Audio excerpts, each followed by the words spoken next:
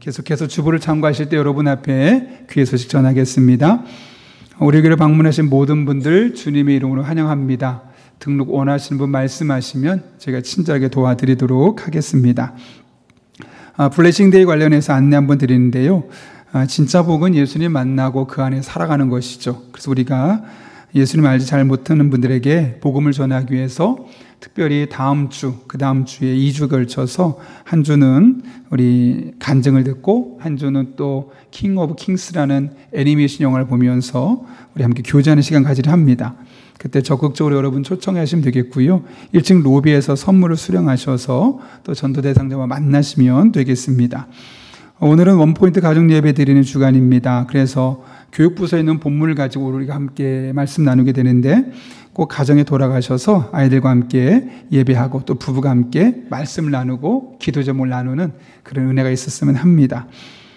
계속해서 오늘 3부 예배 후에 항존직 피택자 전체 모임이 있습니다. 수요전도대 목요중보기도팀 야유회가 10월 23일에 있고요. 또 찬양팀 워크숍이 10월 25일에 있습니다.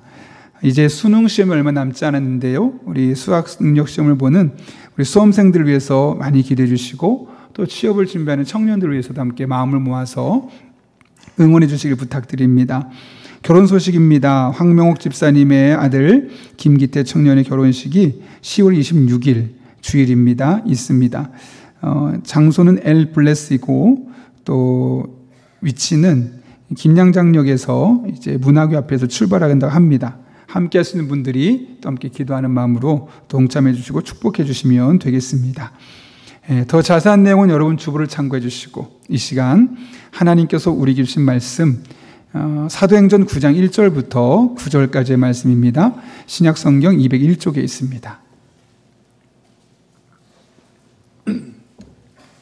사도행전 9장 1절부터 9절까지의 말씀을 제가 봉독하겠습니다. 사울이 주의 제자들에 대하여 여전히 위협과 살기가 등등하여 대제사장에게 가서 다메섹 여러 회당에 가져갈 공문을 청하니 이는 만일 그 도를 따르는 사람을 만나면 남녀를 막론하고 결박하여 예루살렘으로 잡아오려 함이라. 사울이 길을 가다가 다메섹에 가까이 이르더니 호련히 하늘로부터 빛이 그를 둘러 비추는 주라. 땅에 엎드러져 들음에 소리가 있어 이르시되 사울아 사울아 내가 어찌하여 나를 박해하느냐 하시거늘 대답하되 주여 누구시니이까 이르시되 나는 내가 박해하는 예수라. 너는 일어나 시내로 들어가라. 내가 행할 것을 내게 이를 자가 있느니라 하시니 같이 가던 사람들은 소리만 듣고 아무도 보지 못하여 말을 못하고 서 있더라. 사울이 땅에서 일어나 눈을 떴으나 아무것도 보지 못하고 사람의 손에 끌려 다메섹으로 들어가서 사흘 동안 보지 못하고 먹지도 마시지도 아니하니라. 아멘. 이것은 하나님의 말씀입니다. 우리 함께 기도하고 하나님 말씀 나누겠습니다. 거룩하신 아버지 하나님, 오늘도 불러주신 은혜 감사합니다. 말씀 듣는 이 시간 피곤치 않게 하시고 영혼을 깨워주시고 말씀에 귀를 기울일 때 내게 주신 말씀으로 들려지는 복된 시간 되게 하여 주옵소서. 예수님의 이름으로 기도하옵나이다. 아멘. 우리 한번 앞뒤 또 좌우에 있는 분에게 이렇게 인사해 볼까요? 점점 나아질 겁니다. 이렇게 한번 인사하겠습니다. 네, 점점 나아질 겁니다. 제가 몇 년 전에 제 친구 장례식에 다녀왔어서 일부러 충남 온양에 갔다 온 적이 있는데요. 현장에 저희 고등학교 동창들이 한 20명 정도 모여 있었습니다. 이제 50이 되어가는 시점에서 참 많이 늘 변해 있더라고요. 근데 그 중에 제가 모르는 사람이 한 명 있어서 옆에 있는 친구한테 물어봤습니다. 저 사람 누구야? 누구. 참 많이 변했지? 얼굴이 변했다는 겁니다. 수술을 해서. 네. 그래서 제가 그렇구나 그 생각이 딱 나더라고요. 네. 그래서 그날 친구들을 만나고 돌아오면서 참 기분이 좋았어요. 왜 좋았냐면 고등학교 시절에 이 기대했던 모습보다 더 훨씬 더 멋있게 꽤 괜찮은 어른들로 자랐더라고요. 그런데 더 마음에 들었던 것은 그 중에 한 친구는 고등학교 때 예수님 믿지 않았었고 흔히 말하는 좀 까불까불하는 친구였어요. 근데 그 친구가 옆에 와가지고 목사님 하면서 왜 자꾸 그래 했더니 제가 교회 다닙니다 하면서 자기가 집사라고 하면서 저한테 뭐 농담 반 진담 반으로 좀 편안하게, 그래서 그 친구와 따로 한 30분 정도 대화를 나눴던 것 같아요.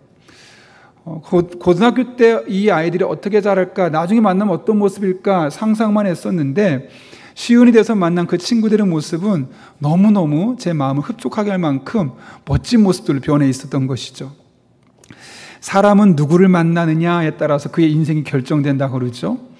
어떤 나라에 사느냐에 따라서 그의 환경이 달라지고, 또 어떤 부모 밑에 자라있느냐 따라서, 어떤 부모를 만나냐에 따라서 그의 성품이 달라지고 그의 삶의 줄기가 달라진다고 합니다. 그리고 어떤 배우자를 만나느냐에 따라서 그 가정이 이제 결정이 되는 것이죠.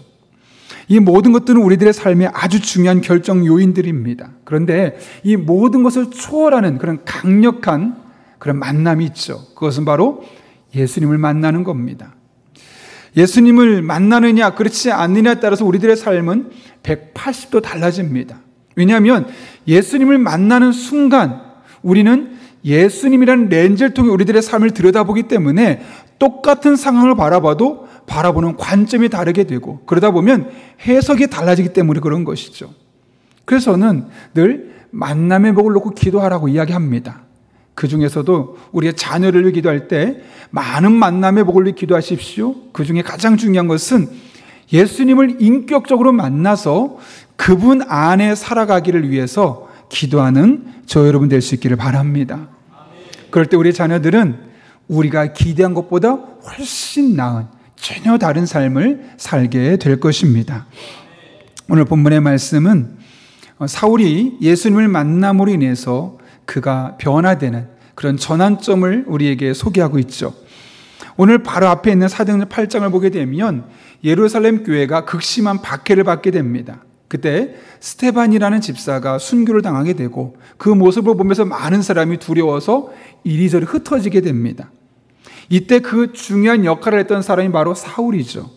그런데 그 사울이 지금 대제사장에게 가겠다는 겁니다. 왜냐하면 다메섹이라는 곳에 예수 믿는 사람이 참 많이 있는데 그들을 잡아와서 다 감옥에 가둬야겠다라는 마음이 있었기 때문에 그렇죠. 근데 이 당시에 사울의 모습을 오늘 본문은 어떻게 묘사하고 있는가? 본문 1절과 2절인데요. 같이 한번 읽겠습니다. 시작. 사울이 주의 제자들에 대하여 다메섹 여러 회당에 가져갈 공문을 청하니, 이는 만일 그 도를 따르는 사람을 만나면 남녀를 막론하고 결박하여 예루살렘으로 잡아오려 함이라. 아멘. 여기 보게 되면 사울이 어떻게 했다고 하죠? 위협과 살기가 등등했다. 다시 말하면 다 잡아와서 내가 죽일 거야, 감옥에 가둘 거야. 그러니까 이 그리스도인들을 향한 적대감이 얼마나 강렬했고 또 얼마나 폭력적이었는지 우리가 엿볼 수 있는 대목입니다. 이번에 미국의 조지아주에서 우리 한국인들이 구금되는 그 사태를 인터뷰한 기사를 잠깐 보게 되었는데요. 그분들이 뭐라고 말하냐면 옆에 총을 차고 그냥 수갑만 채우는데 너무 겁이 나더래요. 그런데 여러분 오늘 본문 보십시오. 사울은 위협과 살기가 등등했다고 합니다. 눈빛만 봐도 벌벌 떨 정도로 그 살기가 느껴질 정도였다는 거죠. 근데 곰곰이 생각해 보면 굳이 사울이 그리스도인들을 그렇게 미워할 이유가 없습니다. 왜냐하면 그리스도인들이 만약에 사울에게 해코지를 했다면 능히 그럴만 하죠. 그런데 한 번도 해코지한 적이 없습니다. 그런데 왜 사울은 그 당시 그리스도인들을 그렇게 향해서 이렇게 미워했던 것일까요? 이것은 사울의 신앙과 연결되어 있습니다. 사울은 유대교인이죠. 유대교인은 예수를 인정하지 않습니다. 아니, 예수님을 유대교의 율법을 어긴 이단 혹은 거짓 구원자로 생각했던 것이 당시 유대인들이었죠. 오늘날도 마찬가지입니다. 오늘날 유대인들이 생각하는 예수님은 그냥 과거에 있었던 어느 유명한 교사, 랍비 정도 혹은 가짜 구원자 정도로만 인정하고 있습니다. 그런 상황 속에서 사울도 예수님을 그렇게 보았던 것이고 그 예수님을 따른 자들에 대해서 별로 좋게 생각하지 않았던 것이죠. 따라서 오늘 본문에서 보여지는 그리스도인을 향한 사울의 적대감은 그의 잘못된 종교적인 신념에서 비롯되었다는 것을 우리는 알 수 있는 겁니다. 그리고 우리는 이를 통해서 잘못된 종교적인 신념을 갖는 그 위험성이 얼마나 큰지를 능히 알 수 있는 것이죠.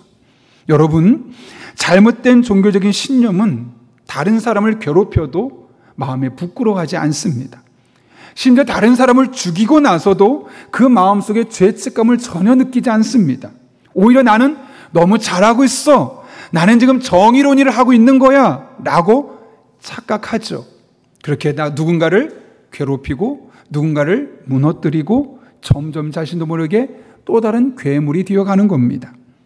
과거 히틀러 당시에 많은 독일 교회가 그랬습니다.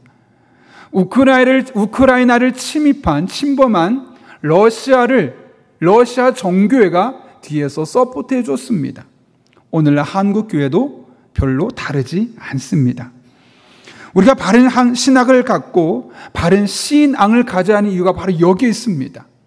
바른 신앙을 가지고 있으면 나의 영혼을 살리고 누군가의 영혼에 유익을 줄 수 있는 그런 좋은 삶을 살 수 있지만, 잘못된 왜곡된 삐뚤어진 신학을 갖게 되면, 그런 왜곡된 신앙을 갖게 되면 나만 죽이는 것이 아니라 다른 사람의 영혼과 다른 사람의 삶을 황폐하게 만들기 때문에 그렇습니다. 그래서 바른 신학, 바른 신앙이 우리에게 절대적으로 필요한 것이죠. 이단에 가지 마십시오라는 정도가 아닙니다. 이단은 당연히 우리가 멀리해야 됩니다. 아니, 근처에도 가지 말고 듣지도 말아야 합니다. 제가 말하는 것은 단순한 이단이 아니라 겉으로 보기에는 건강해 보이고 겉으로 보기에는 건전해 보이는 규모 있고 인정받아 보이는 목회자들인 거죠. 최근에 우리 통합 측에서는 조심하라 정도였고, 합동 측에서는 2단으로 정제한 킹제임스 버전을 가지고 설교하는 정동수 목사라는 분이 있습니다. 구독자만 한 4,50만 명이 돼요. 한번 설교 영상이 올라가면 하루 만에 몇만 명이 봐요. 유명하죠. 많은 사람들이 봅니다. 그런데 그는 2단으로 정제를 받았습니다. 많은 사람들이 보니까, 신기하니까, 새로운 이야기를 들려주니까 호기심을 갖고 많은 사람이 봅니다. 그걸 계속 보면 어떤 일이 생길까요? 잘못된 신학, 잘못된 신앙을 갖게 되면서 결국 내 인생을 망가뜨리고 나와 연관된 수많은 사람의 인생을 무너뜨리는 삶을 살 수밖에 없는 겁니다. 문제는 유명하다 보니까, 크다 보니까 우리가 알아차리지 못하는 거죠. 최근에 유튜브에 아주 유명한 목사님께서 오래전에 설교한 것을 한 8분 정도로 짜깁기한 영상이 올라왔기를 한번 제가 들어봤는데, 그분이 이런 얘기를 합니다. 우리가 보통 기도할 때 항상 그러진 않지만 주여 이렇게 3번 부른 경우 있지 않습니까? 그 주여 3번 부르며 기도하는 것에 대해서 이렇게 말하더라고요. 제가 그대로 한번 말씀해 볼게요. 주여 3창은 하나님을 통제하고 조정하고 길들이려는 의도를 가지고 북을 치고 방울을 흔드는 무당의 행위와 다를 바가 없다. 그러니 이런 미신적인 행위를 포기해야 한다. 정말 그럴까요, 여러분? 우리가 주여라고 3번 부르짖는 것이 정말 무당이 방울 흔드는, 내 소원 들어줘야 돼, 그렇게 요구하는 그런 미신적 행위와 똑같은 걸까요? 이를 알려면 2가지를 알아야 되는데, 첫 번째는 주여 할 때 그 주가 무엇을 의미하느냐입니다. 이 주라는 단어는 히브리어로는 아도나이라는 뜻을 갖고 있고, 단어를 갖고 있고, 헬라어로는 퀴리오스, 영어로는 로드, 또 한자로는 주인주자를 쓰고 있습니다. 따라서 이것이 주란 단어고, 주여라는 것은 그 주님을 부르는 것이죠.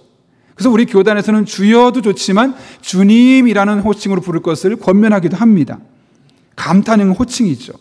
무슨 뜻을 갖고 있냐면, 당신은 내 인생의 주인이십니다. 나는 당신의 종입니다. 라는 그런 신앙의 겸손한 고백에 담겨 있는 것이 주여라는 의미를 갖고 있는 겁니다. 따라서 우리가 주여라고 부르는 것은 하나님을 조정하기 위해서 북치고 방울을 흔드는 그런 무당의 미신적인 행위가 아니라, 적어도 기도하는 이 순간만큼은 하나님, 당신만이 제 인생의 주인이십니다. 당신만이 저 인생의 왕이십니다. 저는 당신 앞에 보잘것없는 종에 불과합니다. 그러니 저의 삶 가운데 주인 되신 하나님, 왕 되신 하나님, 개입하여 주셔서 제가 겪고 있는 이 어려움을 풀어주시게 해결해 주시고 하나님의 하나님 되심과 주인 되심을 경험하게 해 주십시오 나는 신앙의 고백의 외적인 표현인 것이죠. 그것은 결단코 하나님을 조정하기 위해서 북치고 방울을 흔드는 그런 미신적인 행위가 아니라는 사실 우리가 분명히 기억해야 합니다. 두 번째로는 그럼 목사님 왜 주여 3번 부릅니까? 상관없습니다. 1번도 되고 2번도 되고 10번도 되고 100번도 되고 상관없습니다. 단지 우리가 함께 하나님을 부르짖을 때 함께 기도와 모아서 함께하기 위해서 3번 부르짖는 것이 좀 더 집중할 수 있기 때문에 3번을 부르는 거지 꼭 3번 부를 필요는 없는 것이죠. 1번도 상관없고요. 사실 10번, 100번 부르도 전혀 상관이 없는 겁니다. 제가 그 영상을 보고 나서 좀 마음이 아팠습니다. 물론 목사님이 이야기하는 의도는 알겠어요. 자기도 모르게 정말 주여 부르면서 하나님 제가 이렇게까지 부르짖는데 내 기도 들어주셔야죠. 마치 강요하는 것처럼 자기도 모르게 그렇게 생각하는 사람이 분명 있을지도 몰라요. 그렇다면 그것은 미신적인 얘기니까 무당에게 굿하는 것과 똑같으니까 구하면 안 돼라고 말할 것이 아니라 주가 무엇을 의미하는지를 가르쳐주고 주여가 무엇인지를 정확하게 이야기해주고 제대로 기도할 수 있도록 도와주는 것이 옳지 그것은 아닙니다라고 말하는 것은 우리에게 그 주님의 주님 되심을 하나님의 우리 인생의 주인 되시고 왕 되심을 인정할 수 있는 기회를 빼앗아 갈 수 있는 그런 왜곡된 신앙을 우리에게 줄 수밖에 없는 것이죠. 여러분 우리가 이 세상을 살아가면서 어떤 신학을 가지고 어떤 신앙의 형태를 갖느냐가 사실 우리의 일상의 삶을 달라지게 만듭니다. 잘못된 신학을 갖게 되면 잘못된 신앙을 갖게 되면 그것은 우리들의 삶에 부정적인 영향을 줄 수밖에 없죠. 그러나 바른 신학과 바른 신앙을 가져가면 그것이 우리들의 삶에 생기를 줍니다. 활력을 줍니다. 능력을 줍니다. 나의 영혼을 살릴 뿐만 아니라 누군가에게 선한 영향력 끼칠 수 있는 그런 복된 사람으로 살아갈 수 있게 되는 것이죠. 문제는 요즘 우리들의 신앙 형성이 이런 말씀 중심이라기보다는 종종 유튜브를 통해 형성된다는 데 있다는 것이죠. 유튜브를 끊는 것이 참 쉽지 않다고 합니다. 그렇다면 어떻게 들어야 될까요, 여러분? 무비판적으로 그냥 다 수용하는 것이 아니라 아무리 유명한 사람이라도 구독자가 많아도 저 말씀이 정말 저 본문에서 말하는 이야기인가 곰곰이 생각하고 데살로니가 교회처럼 그런가 아닌가 비판적으로 듣고 생각하며 성경적인 진리와 일치될 때만 믿음으로 말씀으로 받아들이고 그런 것이 아니라면 아예 보지도 않는 것이 우리에게 유익한 것이죠. 그리고 유튜브라도 보는 목적이 단순히 나에게 새로운 관점을 갖게 하고 더 많은 새로운 성경적인 지식을 알게 하는 것이 목적이 아니라 바른 신학을 갖고 바른 신앙을 형성해서 내가 바른 삶을 살기 위한 것에 목적을 두고 초점을 두게 되는 것, 그것이 우리의 신앙생활의 모습이 되어야 하는 겁니다. 그럴 때 여러분의 신앙은 건전하고 바른 신앙이 될 것이고 그럴 때 여러분의 삶은 건전하고 바른 삶으로 바뀌어지게 될 것입니다. 그런 은혜가 저 여러분의 삶 가운데 날마다 경험될 수 있기를 예수님의 이름으로 축원합니다. 사울은 그리스도인에 대해서 매우 적대적인 감정을 갖고 있었죠. 그런데 그런 적대적인 감정을 갖고 있었던 사울에게 예수님께서 어떻게 대하시던가요? 오늘 본문 3절과 4절 말씀 같이 한번 읽겠습니다. 시작. 사울이 길을 가다가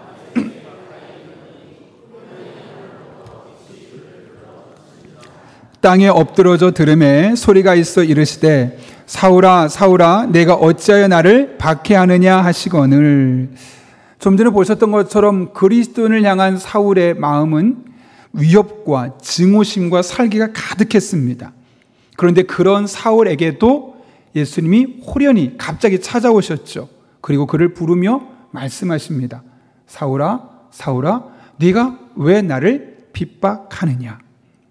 여러분 이게 무슨 말일까요? 좀 길게 풀었으면 이런 말 아닐까요? 사울아 나는 너를 너무 사랑했고 그래서 너를 위해서 내가 십자가에 못 박혀 죽기까지 했는데 그리고 나는 네가 나의 품으로 돌아와 나의 자녀로 살기를 원하는데 너는 그런 것은 거들떠보지도 않고 왜 나에게 돌아오지 않고 반대로 나를 잘 믿는 사람들을 붙잡아다 죽이려 하느냐? 왜 그런 어리석은 행동을 하고 있느냐? 사울아 그러지 마. 그런 메시지가 아니겠습니까? 사울아, 사울아, 네가 어찌하여 나를 박해하느냐? 이 짧은 구절을 통해서 사울을 향한 하나님의 애틋한 마음이 우리에게 전달되지 않습니까? 근데 그 이야기를 들었던 사울이 어떻게 반응하느냐? 오늘 본문 5절 볼까요? 같이 한번 읽겠습니다. 시작. 대답하되 주여 누구시니까? 이르시되 나는 내가 박해하는 예수라. 아멘. 여기 지금 사울이 예수님을 부른 호칭이 너무 중요합니다. 뭐라고 말하죠? 주여라고 말합니다. 헬라어로 퀴리오스. 이 단어는 주인, 왕, 최고의 권위자 이런 뜻을 갖고 있습니다. 예수님이 사울을 찾아오셨죠. 그리고 사울은 오늘 예수님을 만나는 그 사건, 네가 나를 왜 박해하느냐? 어찌하여 나를 박해하느냐? 이 말 한마디에 예수님께서 나의 인생의 주인이시고 왕이시고 내 인생의 모든 권위를 내어 맡길 만한 분이라는 사실을 분명히 깨닫게 되었던 겁니다. 그리고 그분을 받아들이게 되었던 것이죠. 그런데 여러분, 이렇게 사울을 찾아오셨던 예수님의 모습을 보면 당시 그리스도인들이 어떤 마음이었을까요? 이해가 됐을까요? 안 됐을까요? 이해할 수 없겠죠. 왜냐하면 사울이 어떤 사람이죠? 그리스도인들을 잡아 죽이려 했던, 핍박했던 사람이에요. 초대교회에서 가장 중요한 역할을 했던 스데반 안수 집사를 잡아서 죽이는 역할에 아주 중요한 역할을 했고, 당시에 많은 그리스도인들 남녀노소를 막론하고 붙잡아다가 감옥에 투옥시키고 죽는 길에 가장 큰 공헌을 했던 사람입니다. 그래서 그 당시 그리스도인들의 입장에서 볼 때는 사울은 절대로 용서해서는 안 되는 사람, 다른 사람은 구원받아도 되지만 이 사람만큼은 구원받으면 안 되는 사람, 도무지 변할 것 같지 않은 사람 중에 대표 명사가 바로 사울이었죠. 그런데 하나님은 그런 사울에게도 찾아와 주셨고 그를 받아주셨다는 겁니다. 그리고 그날 이후로 사울은 그동안 예수님 믿는 사람을 죽이려던 사람이 이제 예수님만이 진리고 예수님만의 답이 있고 예수님만이 소망이 우리 인생의 구원자는 사실을 전하는 일에 자기의 목숨을 거는 사람으로 180도 달라지게 되었던 겁니다. 여러분, 하나님은 사울 같은 사람은 버리는 것이 아니라 사울 같은 사람도 구원받기를 원하십니다. 이 땅에 하나님으로부터 구원이 필요하지 않은 사람은 아무도 없습니다. 그리고 하나님께 나아가기만 하면 하나님이 구원하지 못할 사람 또한 아무도 없습니다. 이에 대해 바울은 디모데전서 2장에서 이렇게 이야기하죠. 여러분 같이 한번 읽어볼까요? 시작. 하나님께서는 모든 사람이 구원받기를 원하십니다. 아멘. 이 말이 지금 누가 한 거죠? 바울이 한 거예요. 자기가 예수님 그렇게 만나고 나서 내가 구원받고 나서 나 같은 사람도 예수님 믿을 수 있구나. 하나님은 모든 사람이 예수님 믿기를 원하시는구나 깨닫게 되어서 오늘 디모데전서 2장 4절에서 이야기하고 있는 것이죠. 여러분에게 잘 보십시오. 구원받기를 원하십니다라는 말을 2번 썼어요. 뭐냐면 하나님의 소원이 있다는 거예요. 여러분, 하나님의 소원이 뭘까요? 여러분이 건강하게 노후까지 편안하게 살다 하나님 나라 가는 것, 하나님의 소원일까요? 예, 하나님의 많은 소원 중에 하나일 겁니다. 여러분의 자녀가 열심히 공부해서 부모님 말 잘 듣고 원하는 대학에 진학했다가 또 가고 싶은 기업에 취업해서 자기 원하는 연봉 받고 살다가 나중에 세상 떠나는 것, 그게 하나님의 소원일까요? 예, 하나님의 많은 소원 중에 하나일 겁니다. 그런데 하나님이 원하고 원하시는 강렬한 소원 중에 하나는 모든 사람이 예수님을 믿고 하나님의 자녀가 되는 것. 그것이 바로 하나님의 강렬한 소원입니다. 그렇다면 우리 할 일은 무엇일까요? 그 하나님의 소원을 이루어 줘야겠죠. 모든 사람에게 복음의 씨앗을 뿌려야 합니다. 심지어 나를 힘들게 하는 사람들, 나의 마음에 상처를 주어서 도저히 상종하고 싶지 않았던 사람들에게까지도 복음을 전할 수 있어야 하는 것, 그것이 바로 나는 원치 않지만 하나님의 소원을 이루어가는 길이라는 겁니다. 우리는 뿌리기만 하면 됩니다. 그러면 하나님께서 하나님의 때에 하나님의 방법으로 보다 완벽하게 그 일들을 이루어 가십니다. 여러분 혹시 모사부 하산 요세프라는 이름 들어보셨습니까? 들어보시면 안 됩니다. 들어보셨다는 얘기는 여러분이 하마스라는 얘기거든요. 이 모사부 하산 요세프는 요즘 많이 거론되고 있는 팔레스타인 무장단체인 하마스 창립자의 아들입니다. 그는 1978년 팔레스타인에서 하마스 창립자의 아들로 자랐습니다. 그 어린 시절부터 하마스의 모든 사상이 그에게 집중적으로 교육되었겠죠. 그러면서 그 종교적인 교리 안에서 성장하게 되었고, 당연히 이스라엘에 대해서는 적대감을 갖고 이슬람을 맹종하는 그런 사람으로, 그런 전사로 키워지게 되었습니다. 그런데 그랬던 그가 1996년 이스라엘 정보기관에 체포되면서 그의 삶이 180도 달라지기 시작합니다. 그에게 하마스의 정체를 적나라하게 보여주는 겁니다. 하마스가 어떤 단체인지, 여성들과 아이들을 얼마나 억압하고 있고 그들 때문에 얼마나 많은 사람이 힘겨운 시간을 보내고 있는지를 다 알려준 거죠. 그 울타리 안에 자랄 때는 전혀 몰랐던 그가 밖에서 보니까 너무나 선명하게 보이는 겁니다.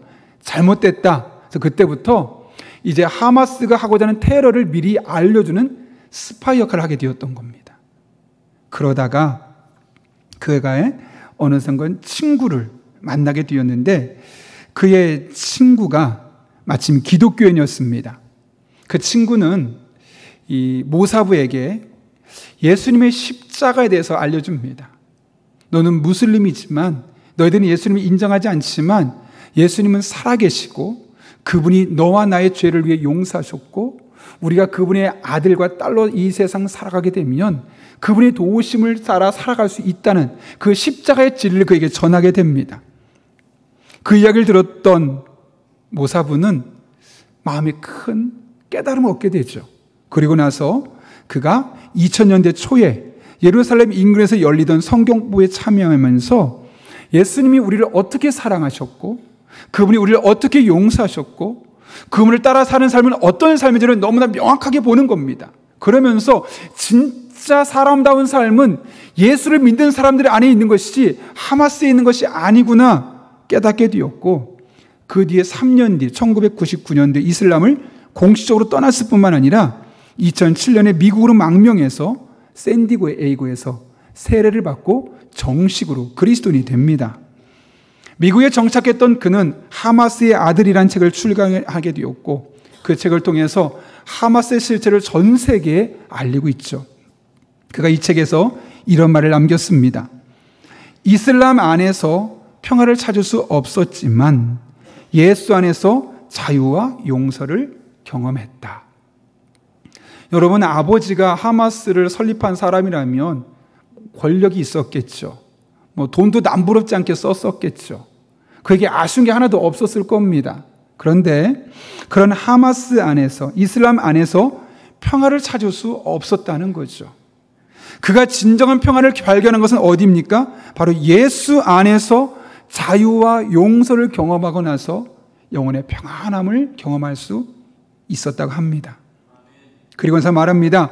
기독교의 개종은 배신이 아니었다. 그것은 진리를 향한 해방이었다. 제가 이걸 책을 읽지는 않았어요. 한 프로그램에서 이 책을 설명해주는 이야기를 듣고 이런 책이구나 라고 알게 되었는데요. 이 모사부 하산 요세프의 개종 이야기를 듣고 깜짝 놀랐습니다. 하마스 창립자의 아들입니다. 부러운 게 없습니다. 평생 이슬람 교리 안에 살아왔습니다. 그런 사람이 기독교로 개종할 것이라고 도대체 누군들 상상할 수 있었겠습니까? 아마 그의 옆에 주변에 많은 그리스도인도 나중에 그에게 복음을 전할 엄두도 못 냈을 겁니다. 그런데 그 중에 한 친구가, 이 친구에게도 예수님이 필요하지, 예수님 안에 진정한 자유와 용서와 평화가 있지 라는 마음에 예수님의 십자가를 전하기 시작했고, 그것이 모사부의 마음을 열었을 뿐만 아니라 이제는 예수님을 증언하는 그런 사람으로 만들게 되었다는 겁니다. 여러분, 이처럼 우리가 복음의 씨앗을 뿌리면 하나님은 놀라운 방식으로 전혀 예수 믿지 않을 것 같은 사람도, 전혀 말되는 환경, 안 되는 환경 속에서도 하나님께서 일하셔서 그 길을 열어주십니다. 그런가 하면 하나님께서 한 영혼을 구원하시는 매우 이례적인 방법이 또 하나 있습니다. 랄프 발턴이라는 참 말을 어눌해서 말 주변에 없는 사람, 그러니까 많은 사람 앞에 서는 것이 너무 부담스러운 랄프 볼턴이라는 사람이 있었는데, 발턴, 그는 기독교인이었습니다. 자신의 삶을 돌아보면 예수 믿는 삶이 너무 좋은 거죠. 예수님 믿고 나서 자신의 삶이 얼마나 많은 변화를 경험하는지, 얼마나 마음이 평안하고 위로를 받는지를 사람들에게 알려주고 싶은데 말주변이 없으니까 이제 쭈뼛쭈뼛한 거죠. 그러나 그 마음의 갈망은 너무 커요. 고민하고 고민하다가 내가 말은 잘 못하지만 글 쓰는 걸 좋아하지. 그래서 조그만 책자를 만들었어요. 복음 쪽지죠. 만들어서 지인들에게 막 알려주기 시작합니다. 사람들이 오면서 와, 정말 이런 일도 있었어? 말은 못하지만 글로 얼마든지 설명했을 그가 그렇게 하다가 이제 세계적으로 이걸 보내기 시작하죠. 그러다가 서아프리카의 지방에 있는 한 사람의 손에 그 한 권이 가게 되었어요. 그는 마침 영어를 조금 할 수 있었는데 그 영어를 읽고 해석해 가면서 나는 죄인이었구나.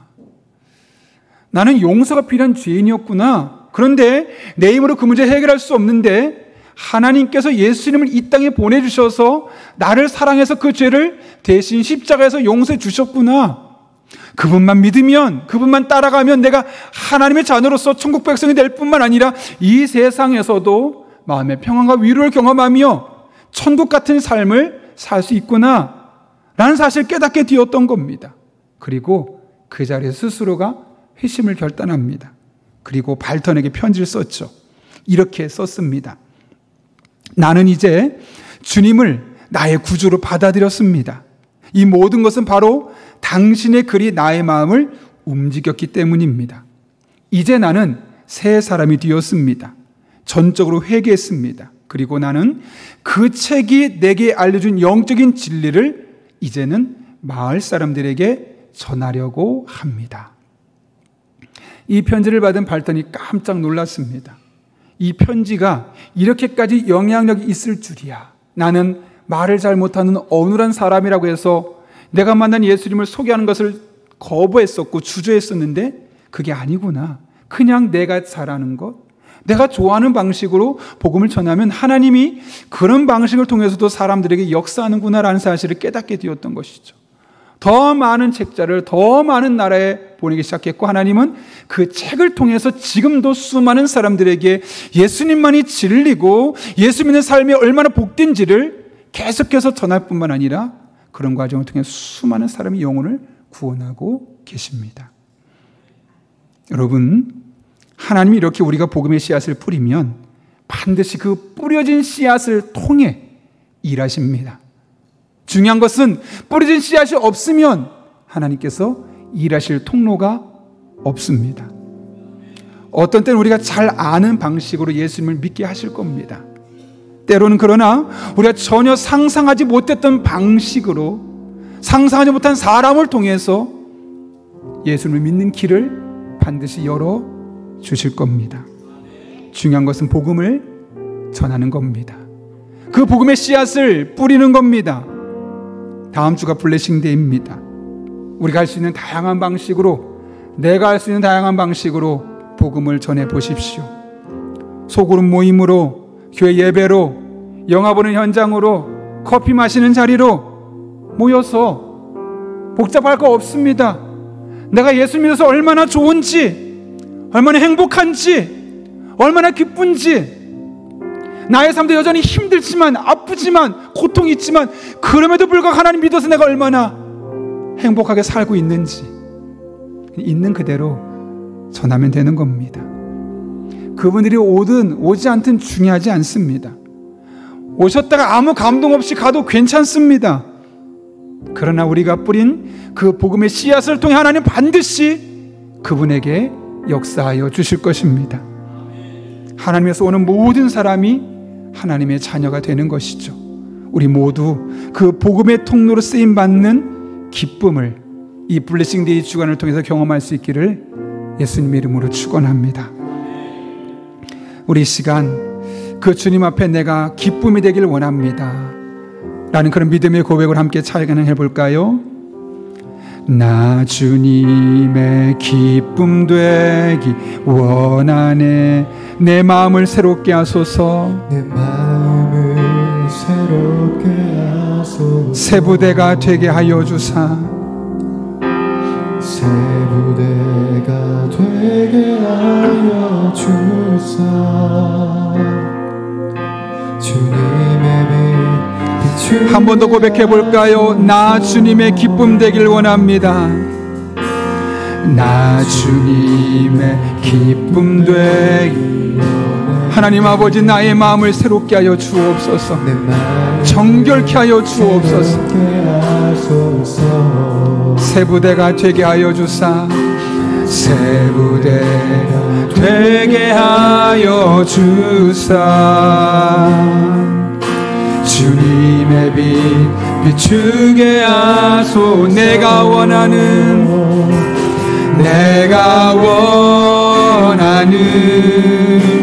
한 가지 주님의 기쁨이 되는 것. 내가 원하는 한 가지 주님의 기쁨이 겸손히 내 마음을 드립니다. 겸손히 내 마음 드립니다. 나의 모든 것을 다 받아주시옵소서. 나의 모든 것 받으소서. 오염된 마음, 죄악된 마음 다 씻어주시옵소서. 나의 깨끗게 씻어주소. 주의 길로 행하게 하소서. 믿음으로 고백해 볼까요? 내가 원하는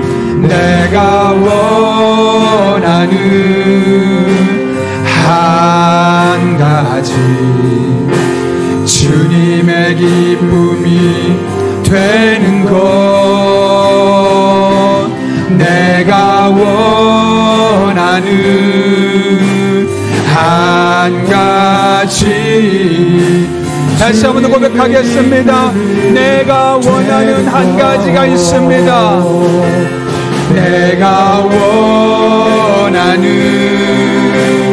한 가지 주님의 기쁨이 되는 것. 내가 원하는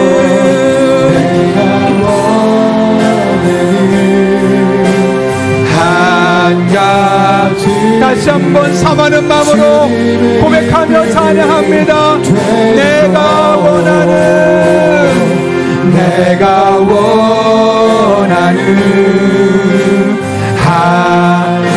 아멘. 주님의 기쁨이 되는 것. 내가 원하는 한 가지 주님의 기쁨. 예수의 이름이 이 세상의 소망이십니다. 예수의 이름은 세상의 소망이로. 예수의 이름은 천국의 기쁨. 예수의 이름은 예수의 이름은 세상의 소망이. 예수의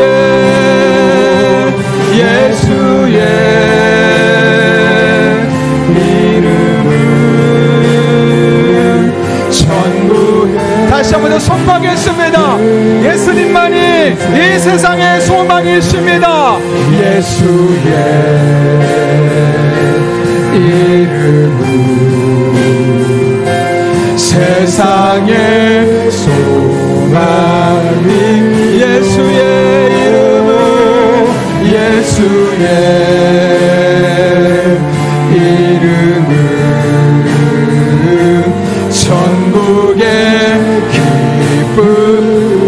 함께 기도하실 때 오늘 말씀을 기억하며 함께 기도하겠습니다. 서로 자기가 옳다고 말하는 세상에서 하나님의 말씀을 따라 바른 신앙을 갖게 하시고 이것이 우리들의 바른 삶으로 이어지게 하여 주셔서 다른 사람들에게도 선한 영향을 끼치며 살아갈 수 있는 믿음의 사람들 되게 하여 주옵소서. 하나님은 모든 사람이 구원받기를 원하신다고 말씀하셨는데 우리가 할 수 있는 방식으로 복음의 씨앗을 뿌릴 수 있는 용기를 주시고 그럴 때 우리를 복음의 통로로 쓰임받게 하여 주옵소서. 우리를 통해서 예수님만이 세상의 소망이고 예수님 믿는 것이 이 땅에서도 천국의 기쁨을 누리는 것임을 경험할 수 있게 하여 주옵소서. 하나님도 오심을 구하며 함께 2, 3분 정도 삼하는 마음으로 기도하겠습니다. 거룩하신 아버지 하나님, 예수님의 이름만이 소망이고 예수님의 이름만이 천국의 기쁨인 줄로 믿습니다.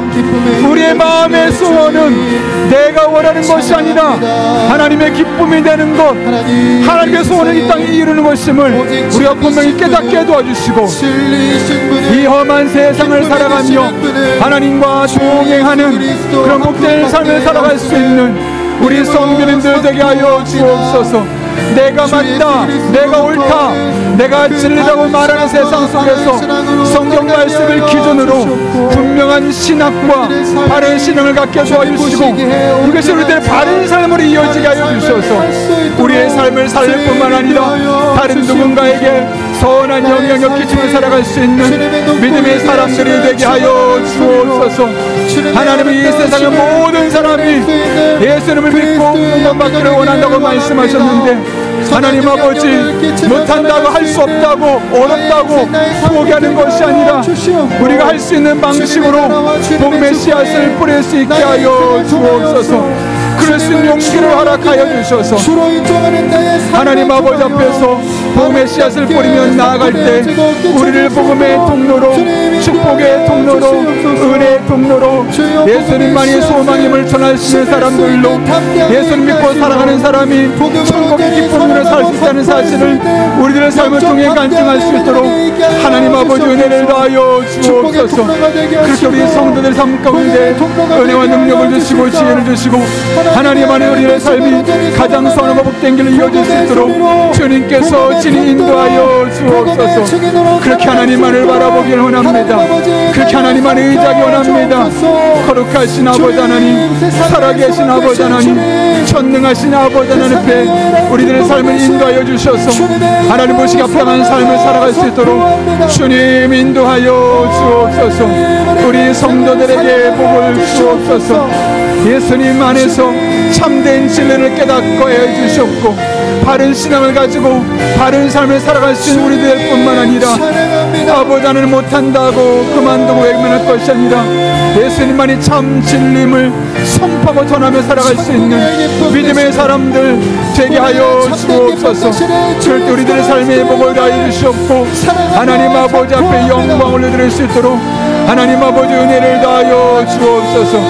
그렇게 하나님만 바라보게 하여 주시옵고 그렇게 하나님 아버지 앞에 영광을 드릴 수 있도록 주님께서 친히 역사하여 주옵소서. 주님만을 바라보며 나아갑니다. 주님만을 의지하며 나아갑니다. 신실하신 하나님, 살아계신 아버지 하나님, 능력으로 역사해 주셔서 하나님 아버지 앞에 영광 올려드릴 수 있도록 주님께서 친히 역사하여 주옵소서. 하나님 안에 우리들의 삶의 변화를 경험하게 하여 주옵소서. 찬양과 영광과 존귀를 받으시옵고 하나님 아버지 우리들의 삶을 바꿔 주옵소서. 참 진리 되신 주님을 만나게 하여 주옵소서. 하나님 앞에 온전한 모습으로 살아갈 수 있는 주의 종들 될 수 있도록 하나님 아버지 인도하여 주옵소서. 하나님 아버지 우리들을 붙잡아 주옵소서. 거룩하신 아버지 하나님, 사울의 모습을 통하여 잘못된 왜곡된 비뚤어진 종교적 신념이 얼마나 무서운지를 깨닫게 하시고 우리로 하여금 바른 신학, 바른 신앙 안에서 살아갈 수 있는 영적인 도전 허락하심에 진심으로 감사를 드립니다. 하나님의 말씀을 들을 때마다 이것이 정말 하나님의 말씀이 맞나 생각하고 고민하고 믿음으로 수용할 수 있는, 비판적으로 수용할 수 있는 우리 성도님들 되게 도와주셔서 단 한 사람도 사울처럼 왜곡된 신앙적인 관점을 가지고 우리들의 일상을 무너뜨린 사람이 없도록 은혜를 베풀어 주옵소서. 하나님은 모든 사람이 구원받기를 원한다고 말씀하셨습니다. 나는 이것을 못하고 저렇게 못한다고 뒤로 주춤할 것이 아니라 내가 할 수 있는 방식으로 복음의 씨앗을 뿌릴 수 있는 용기를 주시고, 그렇게 우리가 복음의 씨앗을 뿌려놓은 곳마다 하나님께서 경작해 주시고 열매 맺게 하여 주옵소서.